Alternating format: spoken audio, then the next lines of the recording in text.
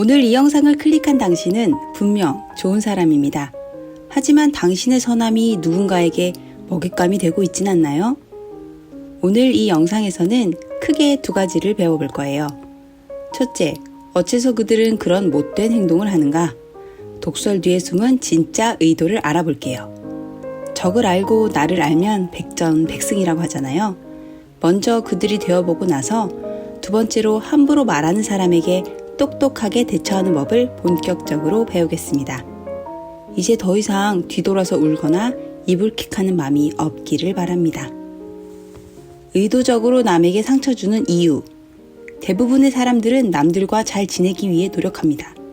하지만 못된 사람은 윈윈이 아니라 본인이 승리하는 상황을 원하기 때문에 무조건적으로 상대를 깎아내리는 전략을 펼치게 됩니다.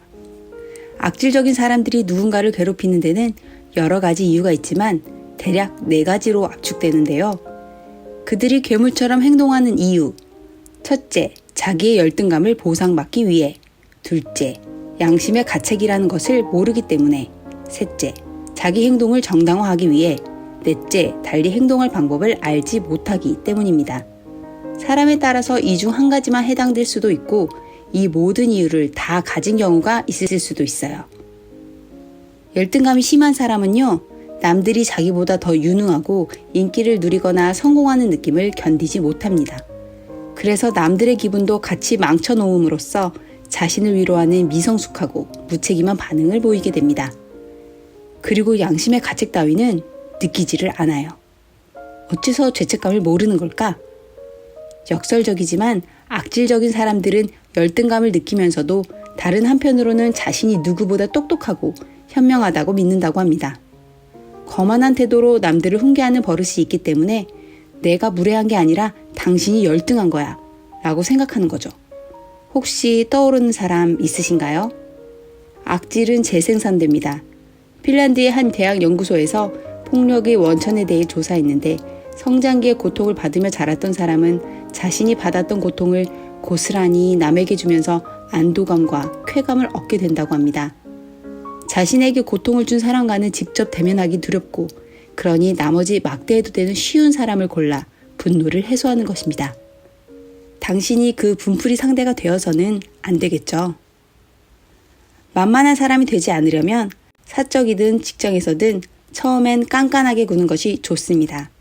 처음에는 소인처럼 깐깐하게 굴다가 나중에는 군자처럼 대범하게 행동해야 이후 여러 가지 사소한 일로 갈등할 일이 줄어들어요. 미리 자신이 원치 않는 상황과 반드시 지켜줬으면 하는 점을 밝히세요. 물론 상대의 기분을 신경 쓰고 남을 배려하는 것은 좋은 태도지만 진짜 내 생각을 밝히기 두려워 무조건 남에게 맞추기만 한다면 이는 타인의 인정과 칭찬에 지나치게 의존하고 있다는 증거입니다. 우리가 살면서 겪는 수많은 갈등은 애초에 싫은 소리를 하지 않았기 때문이라고 합니다. 특히 무례한 사람에게는 절대 이렇게 하지 마세요. 첫째, 배려하지 마세요. 당신이 알고 있는 이성적인 생각은 그들에게는 안 통합니다. 상대가 악질이라면 아무리 친절하게 말해봤자 허사입니다. 악질적인 사람은 자기보다 약한 사람을 골라 습관적으로 잔인하게 굴기 때문에 도덕적으로 접근했다가는 만만하다는 평가를 받을 뿐입니다. 둘째, 침묵하지 마세요. 우리는 침묵이 금이라고 배웠습니다. 하지만 이것도 상대가 악질일 경우에는 달라져요. 악질인 사람들은 자기 행동을 돌이켜보지도 않고 잘못을 깨닫지 않는다는 것을 기억하세요. 나쁜 행동을 해놓고 반성 대신 이렇게 생각한답니다. 막대했는데도 항의하지 못하는군. 그럼 계속 이렇게 하면 되겠지? 라고요. 그들에게 명확한 말로 경계를 설정해 주어야 합니다. 셋째, 희생자를 자처하지 마세요. 카운슬링 전문가 잭 캔필드는 사람들은 자신이 가르쳐준 대로 당신을 대한다 라고 말했습니다. 못된 사람에게 대처하는 방식이 곧 당신의 모습, 당신의 자존감을 결정한다는 점을 이해하고 자기를 지킬 수 있는 능력을 모색하고 키워나가세요. 지금부터는 독설을 무기로 사용하는 이들을 대처하는 확실한 한방에 대해 배우겠습니다. 당신을 주어로 말하는데 익숙해져라. 악질적인 사람들은 자신의 나쁜 행동을 우리가 떠맡게 만듭니다. 모욕에 대처하는 최선의 방법은 나가 아닌 당신을 주어로 삼아 답변하는 것입니다. 여기서 나는 대답한다는 식의 문장을 사용하면 계속해서 그들의 공격을 방어하는 입장에 처하게 돼요. 당신을 주어로 삼으면 상대의 부적절한 행동에 주의가 집중되어 공격의 화살을 상대에게 돌려버릴 수 있습니다. 예를 들어 누군가 당신에게 농담을 가장한 욕설을 했다고 쳐볼게요. 그런 말투는 별로 마음에 들지 않네요. 어떠세요? 이건 그냥 나의 반응일 뿐이에요. 당신을 주어로 말하는 방법은 그런 말은 당신 자신에게나 해요. 라는 식으로 당신을 주어로 삼는 겁니다. 못된 사람은 우리를 시험에 어떤 식으로든 반응을 이끌어내려 하기 때문에 당신이 부르르 떨며 화내는 모습을 보이면 그 사람의 의도대로 넘어간 꼴이 됩니다. 이제부터는 의도된 자극적인 공격을 무시하고 그 이면의 진술에만 초점을 맞추세요. 난 그런 적 없어요. 사실이 아니에요.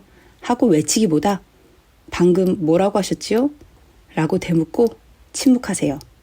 이 간단한 질문으로 궁지에 몰리는 것은 당신이 아닌 상대방입니다. 상대방을 주어로 두고 발언의 내용이 아닌 의도에 답함으로써 상대의 수작을 만천하에 드러내 보이세요. 그리고 올바른 자세와 동작을 통해 위엄과 군의를 전달하도록 훈련하세요. 못된 사람들은 대개 자기보다 몸집이 작은 상대를 고릅니다. 자그마한 사람이더라도 적절히 자신감을 표출하면 잠재적인 악질을 막을 수 있어요. 당신의 자세가 어떤 메시지를 던지는지 점검하세요. 웅크리거나 어정쩡한 모습으로 불안감을 드러낸다던가 상대가 제발 나를 모른 척 지나가 주었으면 하는 마음에 고개를 숙이고 있진 않나요? 힘 있는 자세를 취하려면 우선 용기와 자신감을 가져야 합니다. 아직 그렇지 않더라도 겉으로는 용감하게 행동하는 것이 중요합니다. 악의적인 농담에는 어떻게 대처해야 될까? 짓궂은 놀림 뒤에 농담이야 하고 말하는 비열함을 경험한 적 있으신가요? 듣는 이는 상처받지만 예민한 사람으로 비춰질까 반발하지 못하고 넘어갔다면 이제 격조 있게 대처할 때입니다. 일단 무덤덤하게 반응하세요. 어떤 말을 던져도 별 반응 없는 사람은 공격의 대상이 되지 않습니다. 상대의 수법을 그대로 사용해 응수해도 좋습니다. 오, 놀리기 대장 오셨군. 자, 한번 날려봐. 오늘은 뭘 준비했는지 보자고. 이렇게 말해보세요. 놀림에 놀림으로 대처해 상황을 장악하는 것입니다.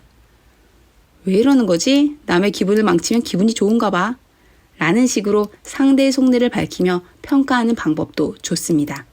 또 그의 말에 즉각 동의 후 내용을 더 과장해 유머스럽게 덧붙이면 공격을 피해갈 수 있습니다.